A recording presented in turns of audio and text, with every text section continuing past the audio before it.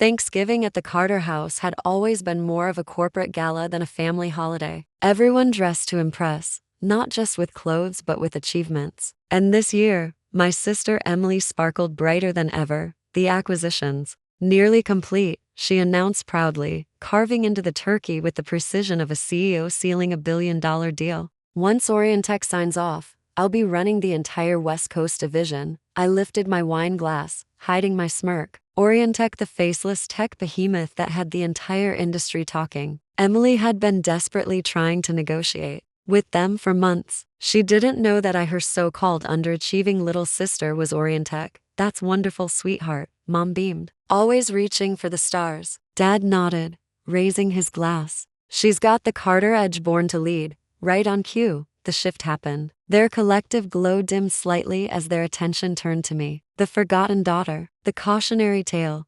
And how's your job going, Lena? Mom asked, the word job barely whispered, as if she feared it might break. Still playing her role, Emily smirked. You're still at that receptionist gig, right? What's the place called again? Arden Systems, I said, calmly rearranging the sweet potatoes on my plate. And yes, still manning the phones. 8 years now, isn't it? Emily's grin widened. That's admirable, I guess. Some people just aren't built for pressure. They all laughed gently, a pitying laugh, one I'd grown used to. If only they knew that their Golden Girls dream deal was hanging by a thread and that I held the scissors. Orientech was just one of the many corporate shells I operated behind. And tonight, they were toasting too. A future only I could grant them.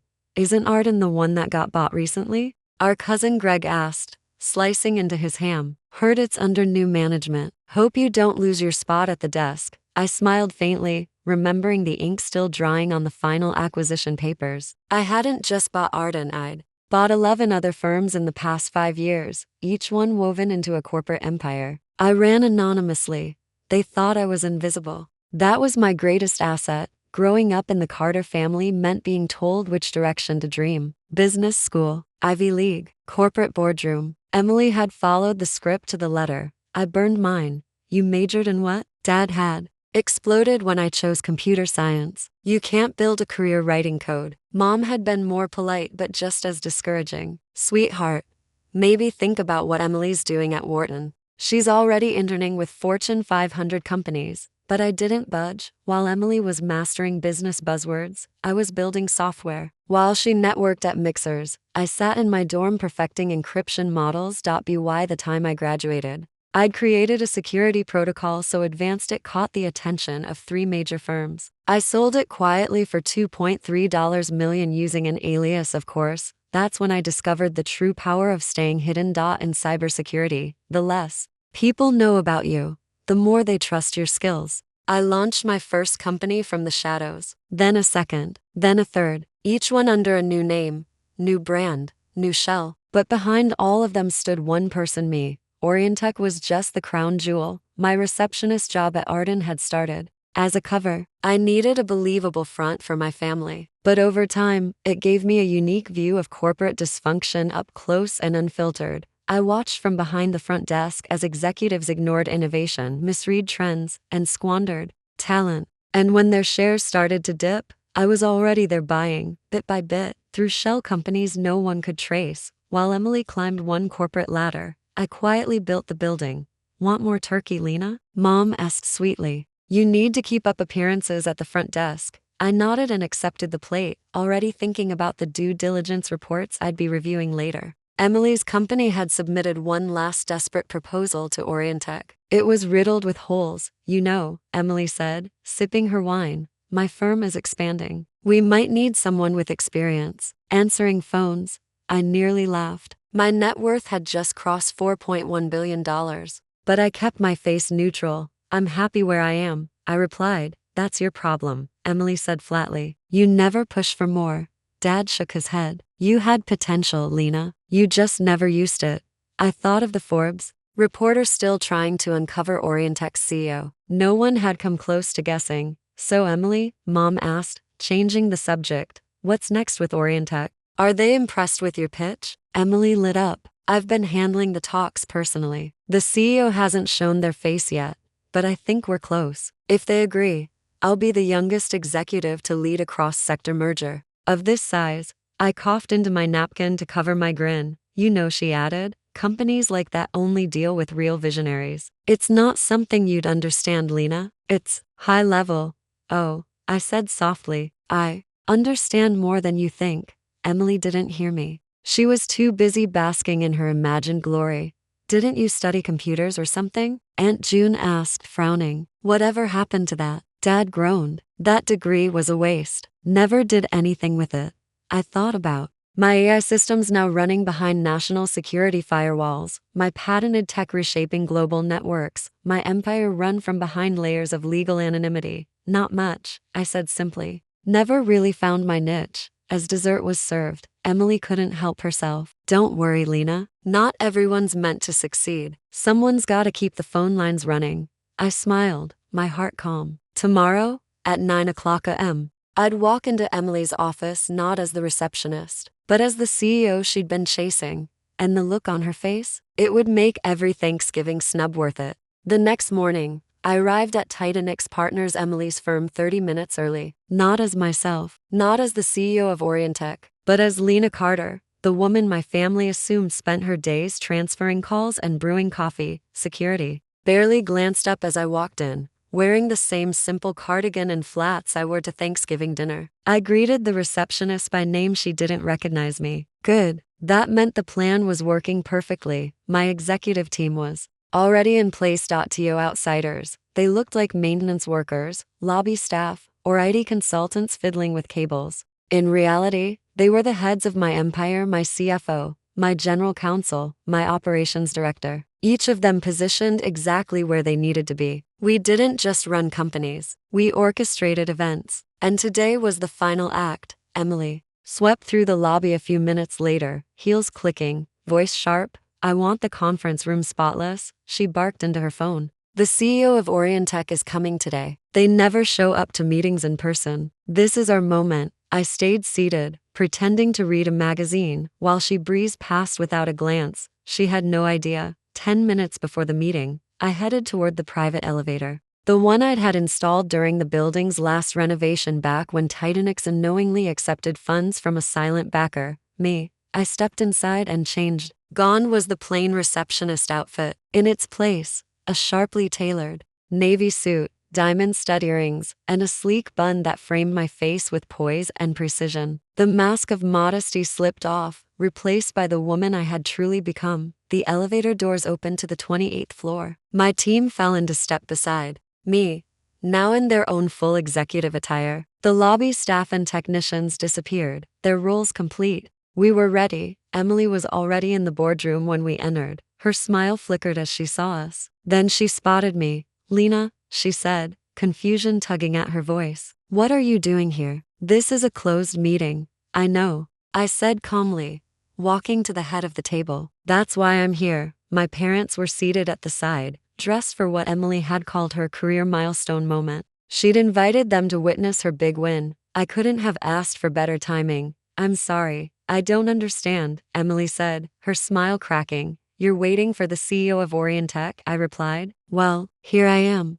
The silence in the room was instant and complete. Even the hum of the air conditioner seemed to fade. Emily blinked at me like she didn't understand the words I had just said. No, she said slowly, you're a receptionist. You answer phones. You don't even have a LinkedIn. Exactly, said my CFO, stepping forward. Which is why none of your due diligence ever led to her. Miss Carter owns Orientech and Arden Systems and 12 other firms currently under Titanic's acquisition radar. My father's face went slack. My mother covered her mouth with one hand. Emily, still standing, clutched the edge of the conference table like it was the only thing keeping her upright. I don't believe you, she managed. This is some kind of elaborate prank. My legal counsel handed out neatly bound folders. You'll find all the documentation there. Ownership papers, patent registrations, corporate filings. Feel free to verify them with your legal department. Emily's fingers fumbled through the papers. Her expression shifted from confusion to denial to outright panic. This can't be real.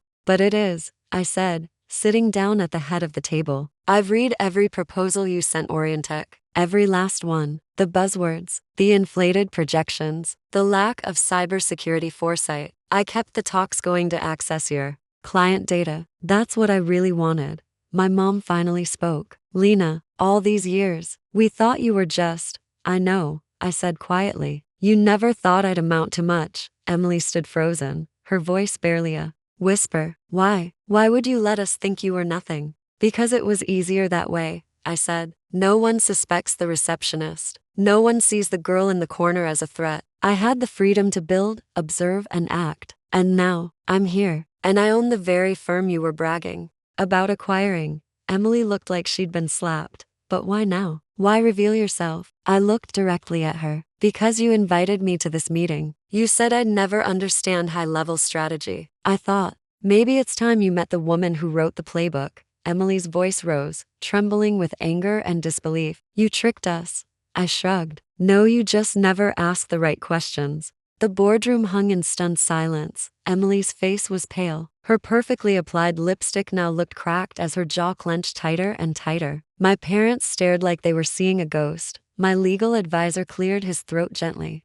As for the merger, Miss Carter has reviewed the final terms. They've been adjusted.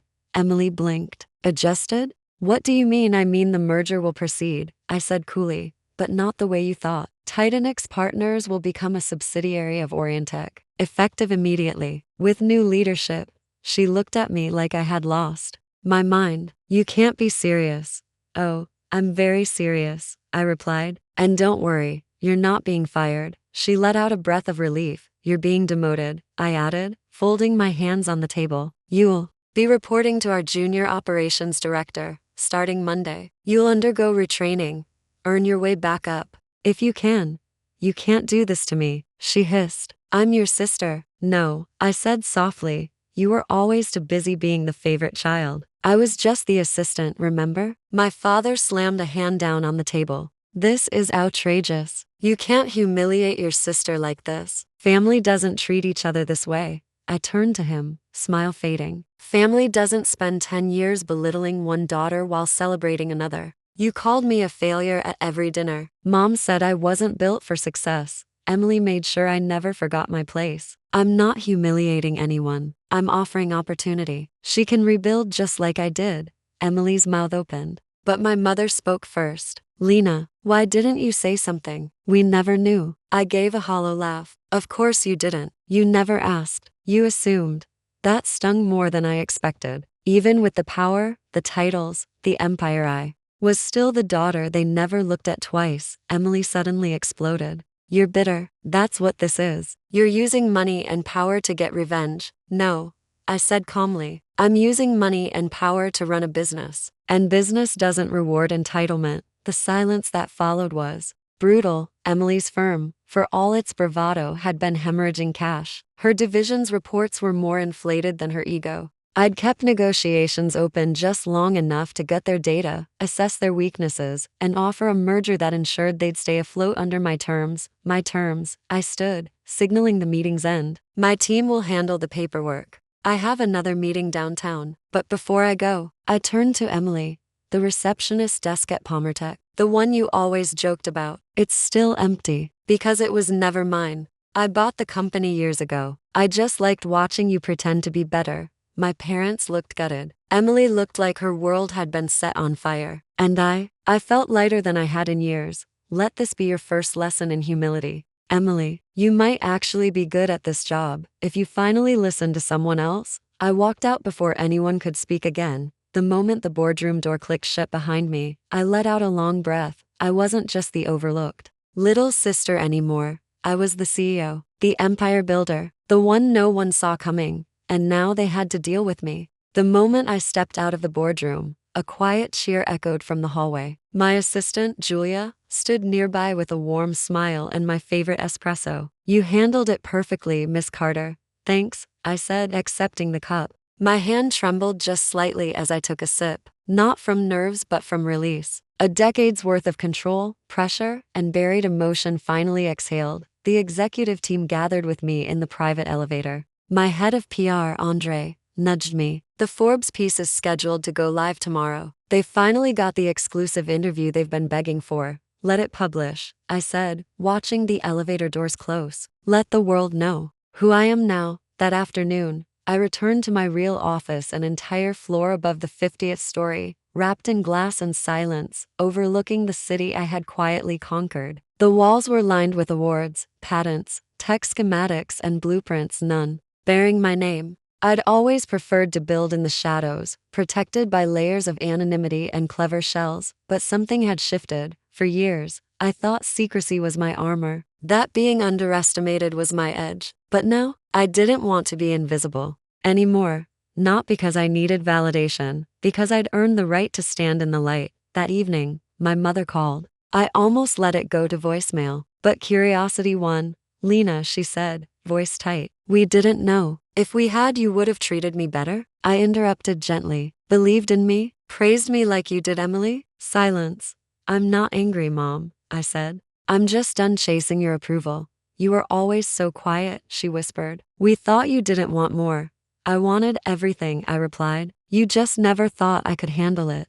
A long pause. Then, "Will you still come to Thanksgiving?" I thought of the mansion I now own, quiet, elegant, perched in the hills just a few blocks from Emily's. I thought of hosting them all, not out of spite, but as proof that I'd built something bigger than their small expectations. "Yes," I said, "but this year, you're all coming to my home." I ended the call before she could answer. Later that night, I opened the final version of the merger documents. Titanic's Partners, now a subsidiary of Orientech. Emily's new title, Operations Intern. I didn't relish her fall, not really, but I did take satisfaction in knowing she'd finally learn how success is earned, not gifted. A message popped up on my screen. "Julia again. The Titanic's team just received your internal memo." Emily responded with 2 words, "I accept." Good. At least she had that much pride left. I stood and walked to the window, watching as city lights flickered on one by one. Somewhere out there, someone else was being underestimated, silenced,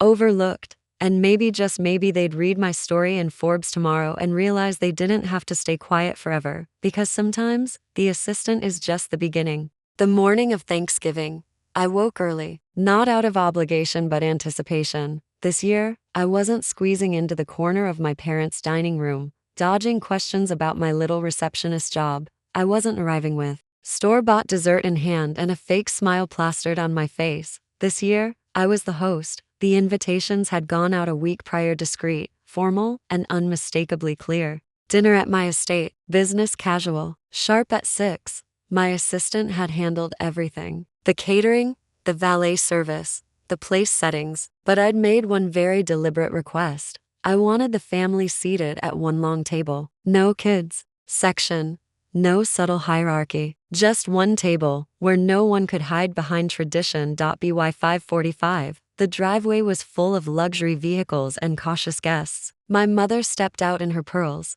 her eyes scanning the towering structure ahead of her with something between awe and confusion. My father followed, already tense, adjusting his tie like he was preparing for a performance review. Emily arrived in an ivory coat, flanked by her husband and 2 kids. She hesitated at the door, then pressed the bell. When I opened it, her eyes flicked over my silk suit, my polished foyer, the massive staircase that curved behind me. "Lena," she said, with a smile too careful, "you've done well." I simply nodded. "Welcome." Dinner's almost ready. We settled into the living room, where a fire crackled quietly beneath my custom art installation. No one spoke much. I let the silence work its magic. Finally, at 6 sharp, Julia appeared. "Dinner is served." They followed me into the grand dining room, where golden candlesticks lined the table and crystal glasses sparkled in the light of the chandelier. My name card sat at the head of the table. As everyone took their seats, Emily cleared her throat. "I just want to say this is beautiful, Lena. Truly, I had no idea you were doing so well." I lifted my glass. That was the point. A few chuckles followed, nervous, tight. My father leaned forward. "You've kept busy clearly, but why keep it from us?" I met his eyes. "Because you never saw me, Dad." "Not really. You saw what you expected to see, and I used that." My mother's fork clinked against her plate. "But you were always so quiet." "I wasn't quiet," I said. "I was focused." I let the moment sit. Let them stew in it. Let them reflect on the years they'd spent offering backhanded support and forward-facing praise to the daughter they thought fit their definition of success. Then I turned to Emily. "How's the new role at Titanic's?" She blinked, It's humbling. I thought it might be, I said. Starting from the ground up gives you perspective. She swallowed hard, her pride caught in her throat. And for what it's worth, I added, softer this time. You'll learn more in 6 months at the bottom than you did in 10 years at the top. Emily didn't respond. After dinner, as guests mingled over coffee and dessert, my father approached. His expression was unreadable. You built something remarkable, Lena, he said slowly. More than I ever imagined. I nodded. I know.